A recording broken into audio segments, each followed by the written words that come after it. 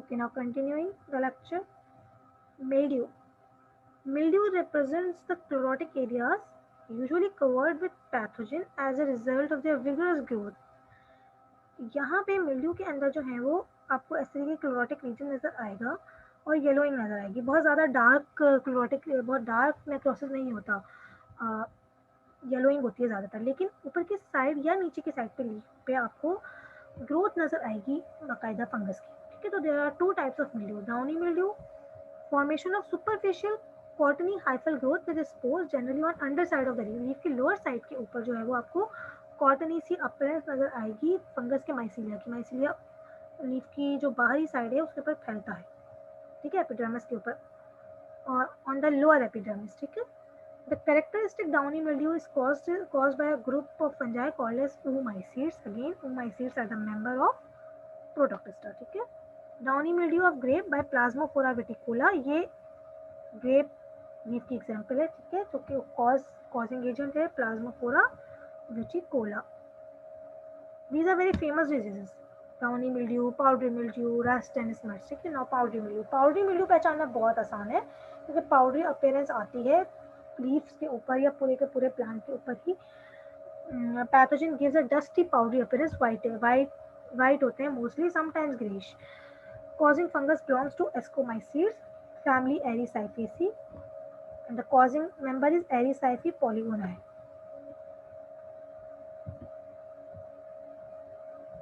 Then scab. Scab जो है वो rough and crust like disease area होता है on the surface of plant organ. Apple scab, potato scab, white wheat scab, ये बड़े common है। रफ सा एरिया होगा और सख्त होगा। ठीक है, और ज़्यादातर फ्रूटिंग बॉडीज के ऊपर हम ये देखते हैं, फ्रूट्स के ऊपर। ठीक है, जब फ्रूट्स के ऊपर क्लोरोटिक रीजन इस तरीके का हार्ड बने तो हम इसे कहते हैं ये स्कैब है। विल्टिंग, विल्टिंग पहचानना आसान है। विल्टिंग ऐसे है, ठीक है, पौधा जब आपको लगे बिल्कुल येलो हो रहा है, शायद इसको पानी नहीं मिल रहा है, और यकीनन यही वजह होती है क्योंकि रूट्स के अंदर जो है वो रूट रॉट फंजाई का इन्फेक्शन होता है। रूट रॉट फंजाई रूट्स के अंदर जाके पेनिट्रेट करती हैं, वहाँ पे अपनी ग्रोथ करती हैं। There are many species which are root rot fungi, जैसे कि राइजोकोटोनिया है, Macrophomina, Fusarium, Verticillium, Alternaria and there are many more. Generalized secondary symptoms in which leaves stem lose their turgidity because of the plugging of the xylem vessels. तो xylem vessel के अंदर जब fungi penetrate कर जाएगा तो plant को पानी नहीं मिल पाएगा, ब्लॉकिंग हो जाती है। ठीक है, रूट एंड स्टेम्स के अंदर xylem एंड फ्लोएम्स की। xylem एंड फ्लोएम पता है जी, वो जो बायोकेमिस्ट्री नहीं है उन्हें कुछ आइडिया अब तक हो चुका है, या बताऊं?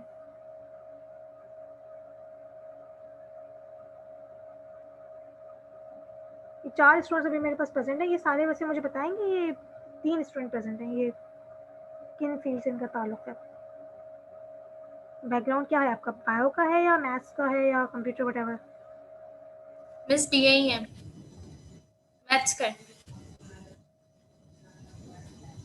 अभी मुझे समझ नहीं आया। मिस मैं बोल रही हूँ डीए ही है हम लोग, मैथ्स का बैकग्राउंड। अच्छा अच्छा अच्छा अच्छा अच्छा, सही, मैथ्स का बैकग्राउंड है। अच्छा, प्लांट के अंदर जो कंडक्टिंग टिश्यूज होते हैं उन्हें हम कहते हैं xylem and vessel. Conducting tissues मतलब जो पानी और फूड का ट्रांसपोर्ट करें। ठीक है, ठीक, xylem is for water and phloem is for food. सही है। जी मिस। विल्ट्स होते हैं, इनकी अगर ब्लॉकिंग हो जाए तो विल्टिंग होती है। क्या होता है? ब्लॉकिंग हो जाए तो विल्टिंग होती है। विल्टिंग मतलब कि प्लांट आपको सूखा हुआ नजर आएगा, येलो नजर ठीक है। आएगा।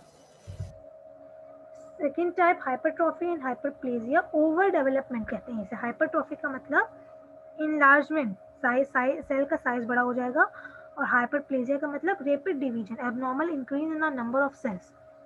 सही, ये अक्सर आपको नजर आता है रूट्स में देखने में। और अगर बाहर की तरफ कोई गॉल अपीयरेंस हो रही है तो या ट्यूमर बन रहा है स्टेम के ऊपर तो भी उसका रीजन भी हाइपरट्रॉफी एंड हाइपरप्लेजिया ही होते हैं।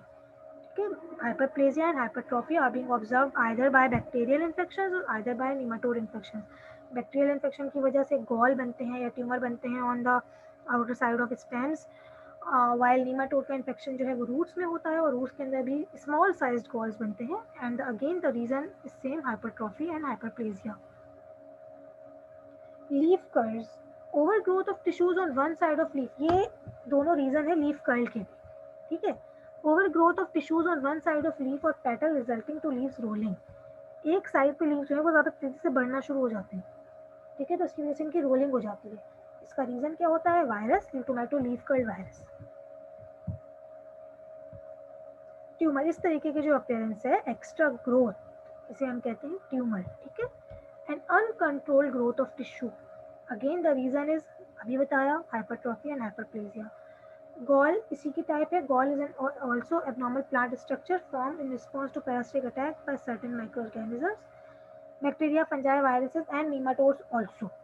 Galls may develop either by localized cell proliferation or increased in cell size. या तो सेल का साइज बढ़ जाएगा या फिर सेल तेजी से डिवाइड होना शुरू हो जाएगा, इसकी वजह से गॉल बनता है, या फिर ये दोनों बातें साथ साथ होंगी.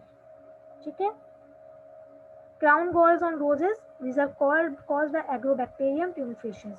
This species is very much important. ये आपको नाम याद होना चाहिए, हो जाएगा खुद ही with the passage of time बार बार ये नाम आएगा, क्योंकि जब हम कंट्रोल मेथड्स पढ़ेंगे एग्रीकल्चर के अंदर, जेनेटिक इंजीनियरिंग में इस स्पीशी का बहुत काम है. एग्रोबैक्टीरियम ट्यूमिफेशियन से हम जो ये बैक्टीरिया है तो इसके अंदर से हम प्लाज्मिक एक्सट्रैक्ट आउट करते हैं और वेक्टर के तौर पे यूज किया जाता है. Which is broom. Which is broom, बचपन में कहानी पढ़ते थे, ब्रूम विचेस, इसके ऊपर बैठ के हैरी पॉटर जो है वो फ्लाई करता है. ठीक है, तो इस तरीके की झाड़ू नुमा अपीयरेंस हो जाएगी प्लांट की. एक जगह ही, इसका मतलब ये होता है कि एक ही जगह सारी जो है ना वो ट्विग्स जो है वो निकलना शुरू हो जाएंगी एक ही जगह से.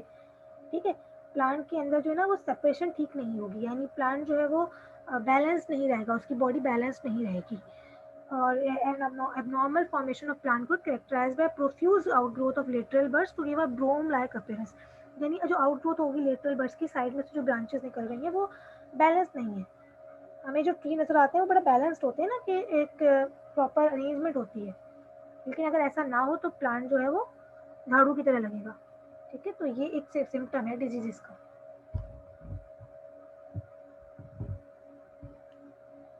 हाइपोप्लास्टिक या hypoplasia. Hypoplasia is the failure of plant और ऑर्गन्स टू डेवलप फुली. ठीक है, यानी ठीक से डेवलपमेंट नहीं हो पाएगी, अंडर साइज जिसे कहना चाहिए. एट्रोफी और स्टंटिंग और डॉर्फिन, ये भी कहा जाता है इसको. Infected plant show growth reduction in all it's organ, जैसे कि मेज यहाँ पे दिखाया जा रहा है, मेज प्लांट है, ये स्टंटेड ग्रोथ है. ठीक है, ग्राउंड नट के अंदर जो है वो आप देखिए रोजेट अपीयरेंस हो गई है. ये रोजेट अपीयरेंस एक तरीके की आपको जो मतलब जमीन पे जो फैली हुई फ्लावर लाइक अपीयरेंस हो जाए अगर प्लांट की, तो उसे कहते हैं रोजेट अपीयरेंस. ठीक है, इसकी वजह क्या है? उम्रा virus.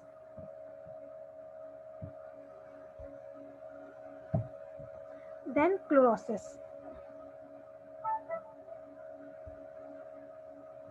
Chlorosis is the loss of chlorophyll from the tissues of plant resulting from microbial infection. अच्छा, क्लोरोसिस के रीजन जो है वो बहुत सारे हो सकते हैं, ये भी आप जानिए. यहाँ पे तो चूँकि हम प्लांट पैथोलॉजी पढ़ रहे हैं तो ज़्यादातर आपको पैथोजन से रिलेटेड होता है, लेकिन एबायोटिक फैक्टर्स भी क्लोरोसिस में इन्वॉल्व होते हैं. और अभी आपको जो आपने पीछे येलोइंग देखी थी बिल्डिंग के अंदर, वो भी एक तरीके का क्लोरोसिस ही है. ठीक है, तो क्लोरोसिस के रीजंस बहुत सारे हो सकते हैं, ज़रूरी नहीं है किसी बैक्टीरियल इन्फेक्शन की वजह से हो या वायरल इन्फेक्शन की ही वजह से हो. ठीक है, लेकिन बैक्टीरियल एंड वायरल इन्फेक्शन भी क्लोरोसिस करते हैं. सिंपली येलोइंग और loss of chlorophyll is chlorosis and the reasons could be many. ठीक है, ब्लांचिंग हो जाएगी, बिल्कुल वॉश ऑफ हो जाएगा जो क्लोरोफिल है. सही.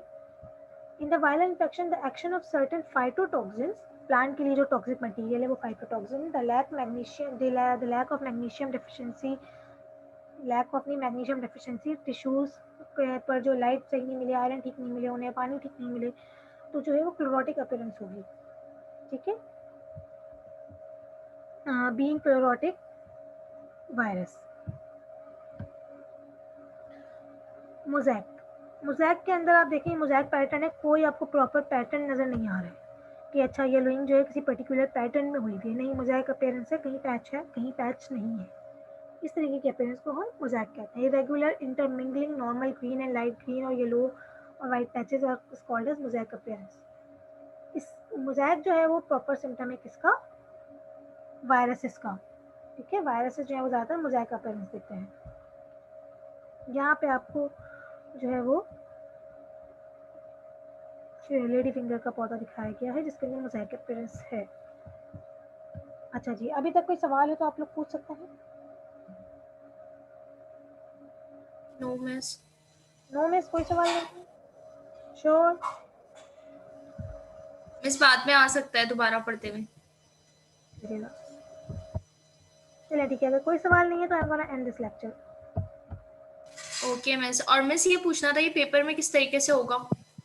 पेपर में कुछ डेफिनेशंस होंगी, थोड़े बहुत एमसीक्यूज होंगे और लॉन्ग क्वेश्चन, मतलब एक मिक्स टाइप का पेपर होगा। एमसीक्यूज कम होंगे। I will concentrate on long and short more. Okay miss. Okay okay, thank you miss. Okay, thank you, अल्लाह हाफिज़। अल्लाह हाफिज।